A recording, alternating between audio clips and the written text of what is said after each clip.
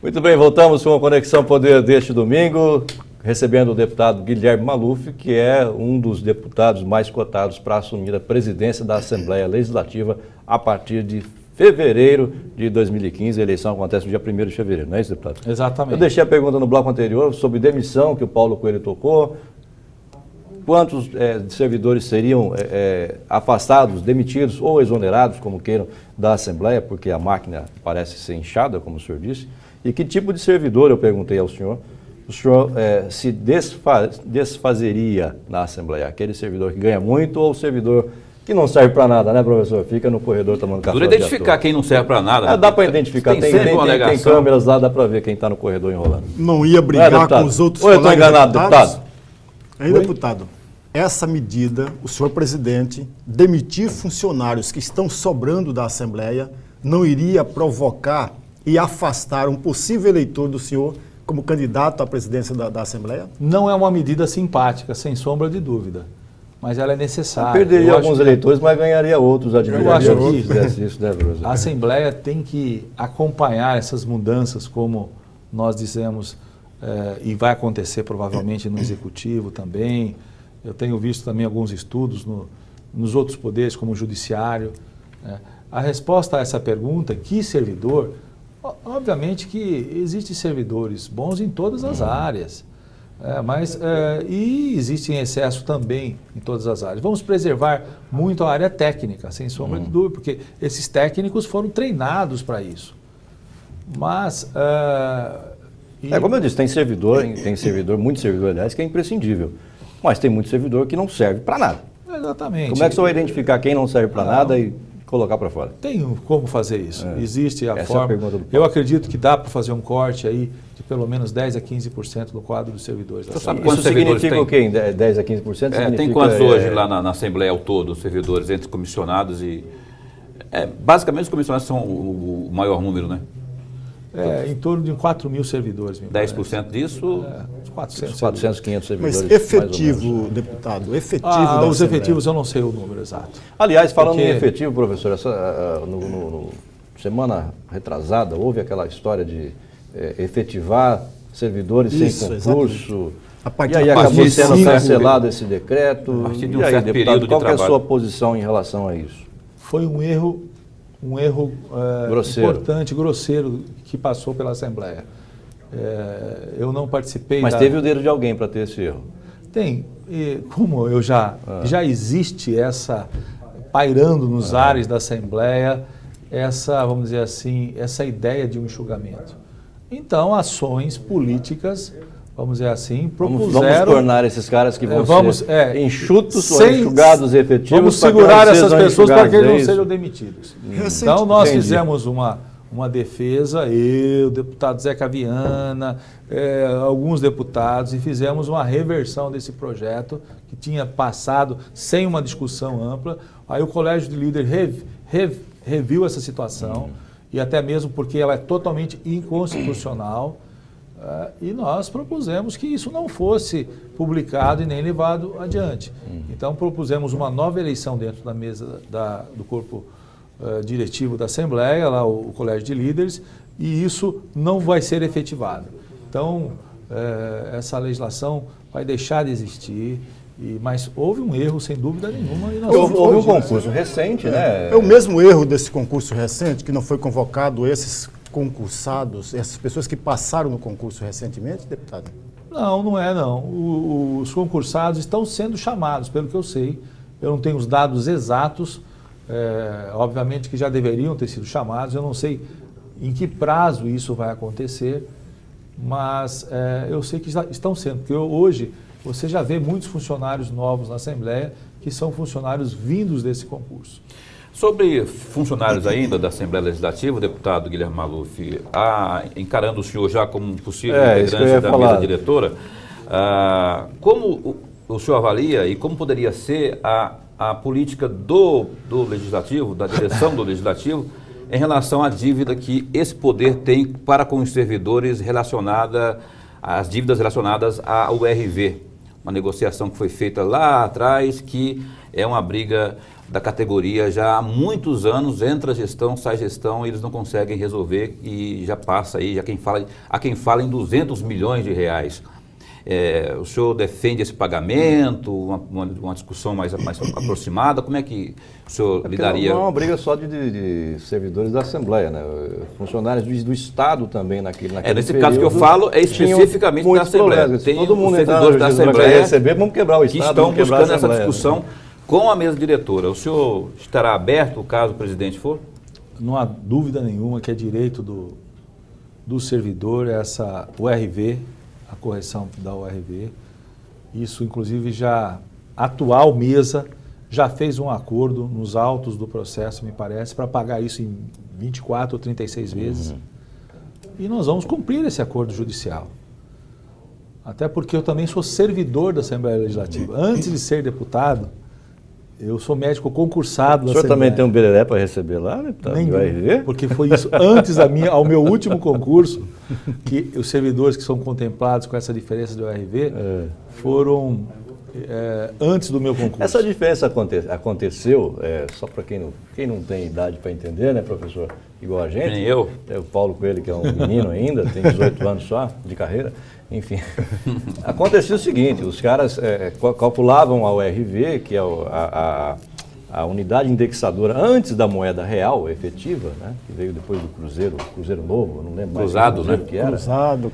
E aí os caras fechavam a folha de pagamento no dia 20, né, e a URV continuava contando até o dia do pagamento, que se dava no dia 10, no dia 15 do mês subsequente, quer dizer, aqueles 15, 20 dias de URV que era diária a correção e correção alta, porque a inflação era alta, né? Acabava o servidor perdendo esse dinheiro. É esse dinheiro que eles estão cobrando. É Exatamente. Isso. Só para quem está em casa, entenda direito. Deputado Maluf, voltando a falar da mesa diretora... No caso da Assembleia, são 200 milhões que dá essa conta. Fiquei meio preocupado com o senhor falou, uma última frase que o senhor disse, quando da pergunta agora há pouco sobre a mesa diretora. O senhor falou que nesses 30 dias que faltam aí para a eleição, muita coisa pode acontecer, pode mudar tudo.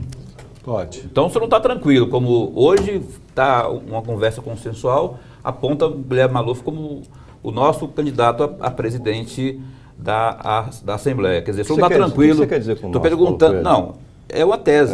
Eu estou apenas colocando a situação. O senhor está tranquilo em relação a isso ou não? Hipótese nenhuma.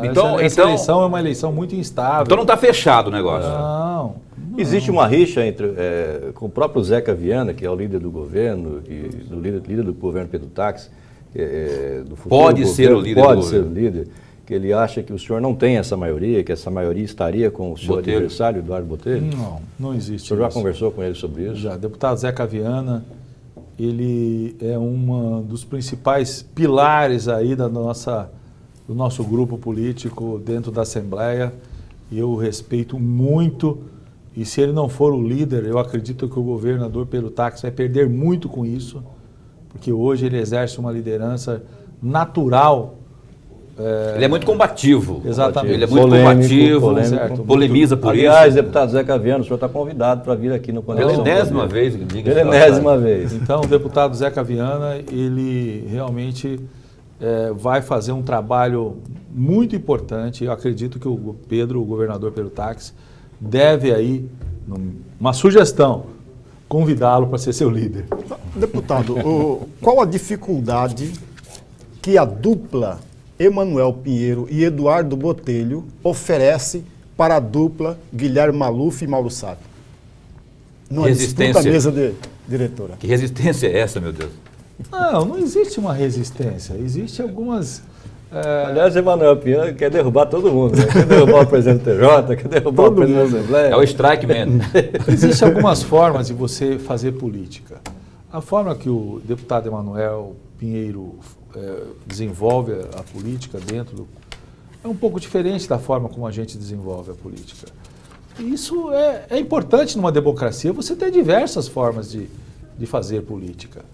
E um embate como esse, fazia muitos anos que não se via dentro da Assembleia. Isso é muito bom, porque, inclusive, a gente tem que ser cobrado depois por outros deputados. Vamos supor que o deputado Emanuel Pinheiro e o deputado Botelho ganhem a eleição. Nós vamos cobrar quais são as mudanças, vamos acompanhar, e assim como, se nós formos eleitos, que eles façam essas cobranças também. Essas chapas de consenso, eu nunca fui muito favorável, mas é o que acontecia ao longo desses últimos anos da Assembleia. Isso não tende a acontecer esse ano?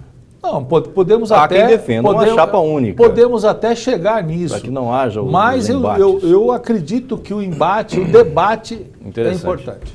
Então o senhor acredita que esse último ano mudou completamente a história da Assembleia Legislativa nos últimos 20 anos? Que não havia embate, que não havia discussão, que não havia nada para formar uma chapa?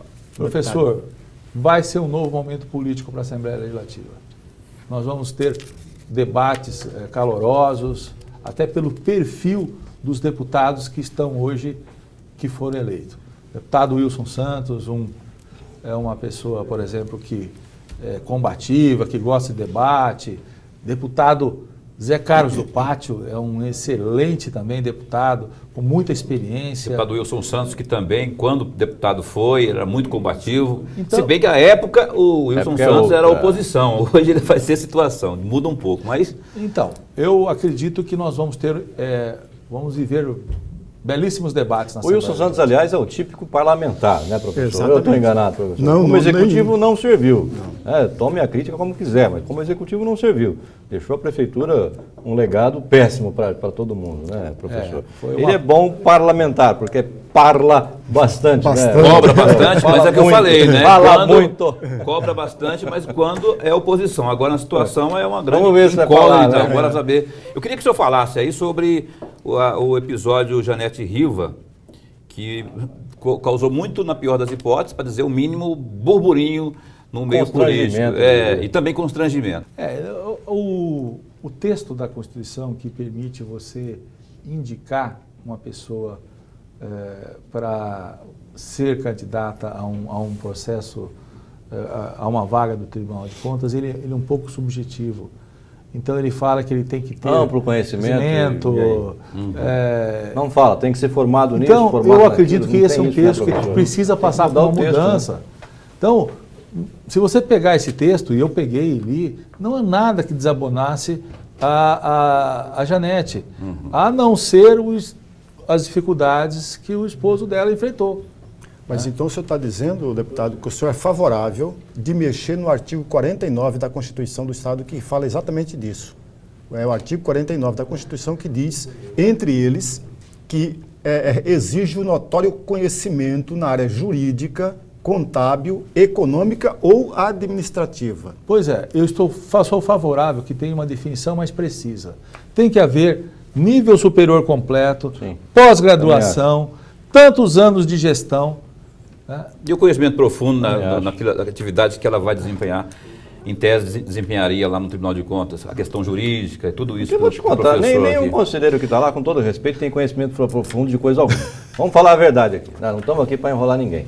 Algum conselheiro que foi para o TCE, indicado pela Assembleia ou pelo governo, tinha conhecimento profundo de alguma coisa? Eu acho que não. Eu defendo que haja uma mudança para que a gente torne essa legislação mais transparente, para que a gente possa aí errar menos nessas indicações. Como você disse, provavelmente já se errou muito na indicação desses conselheiros. Na questão que eu falei, o último caso está aí para provar, né? Humberto Bozaico. Foi, acho que talvez o maior erro de indicação para o Tribunal de Contas. Nós podemos até errar, né? Mas que era uma prerrogativa, e é uma prerrogativa da Assembleia Legislativa fazer isso, eu não tenho sombra de dúvida. Deputado, veja bem, não está na hora de se criar uma lei, de acabar com essa história de indicação da Assembleia, indicação do governo, porque sempre tem as conivências políticas, e o conselheiro do Tribunal de Contas passar a ser, professor, realmente um técnico, concursado, uma pessoa que tenha que ter formação, pós-graduação, doutorado, mestrado em qualquer área daquilo que se exige no Tribunal de Contas, e ser um funcionário de carreira do Tribunal de Contas, e acabar com o cesto político que se virou o Tribunal de Contas? Ou estou enganado, professor? Não, eu acho na verdade, a maioria... Eu acho que é uma ideia que, aliás, as ex-senadores Séries defendia isso quando ela defendia a extinção do Tribunal de Contas. Aí já radicalizou, não estou defendendo isso. Eu acho que que ela fosse um órgão que apenas fosse composto lá por Um órgão de controle externo. Técnicos, exatamente. O conselheiro mesmo, ele não faz. Quem faz são os assessores que o cercam, né? Não, eu acredito que há necessidade de evoluir bastante nessa condição aí de indicação, de quem tem condição de estar presente lá no Tribunal de Contas, esses 7 conselheiros. O senhor acha que o tribunal, o senhor acha que, assim como o deputado Riva opinou, que o judiciário interveio de forma exagerada nas ações, nas prerrogativas do legislativo? Eu estive conversando com o desembargador Orlando Perry, nós estivemos juntos conversando, eu e um grupo de deputados. E o que nós acreditamos é que deveria ter sido respeitado, vamos dizer assim, o rito. O rito. De quem é a vaga? Da Assembleia. Quem tem que ver se a pessoa é correta ou não é a própria Assembleia, seria isso? Poderia ser impugnado a qualquer momento isso, mas a Assembleia poderia ter cumprido o seu rito. Até porque, como teve erros, vocês falaram de um dos erros, teve acertos também. Por exemplo, o conselheiro Novelli, um excelente conselheiro, Walter foi Albano. Político também. O Albano não foi político, mas o Novelli foi. O Albano foi secretário. Foi secretário. Assim então, isso tem que ser registrado. Tem erros e tem acertos. Antônio Joaquim foi deputado federal, um excelente conselheiro. Então, quer dizer, tem erros e tem acertos. Paulo Coelho, faça a tua pergunta para que nós possamos chamar o intervalo. Uma pergunta ainda sobre a mesa diretora. E você chama o intervalo. Ainda sobre a mesa diretora? Isso, pode fazer a pergunta que você quiser. E aí você olha para aquela câmera e chama o intervalo, Paulo Coelho. Se o senhor assumir a mesa diretora como presidente da Assembleia Legislativa, qual será o seu primeiro passo, a sua primeira medida, considerando a tão falada mudança que vocês defendem aí? Chama o intervalo. Daqui a pouquinho, Guilherme Maluf responde aqui no Conexão Poder.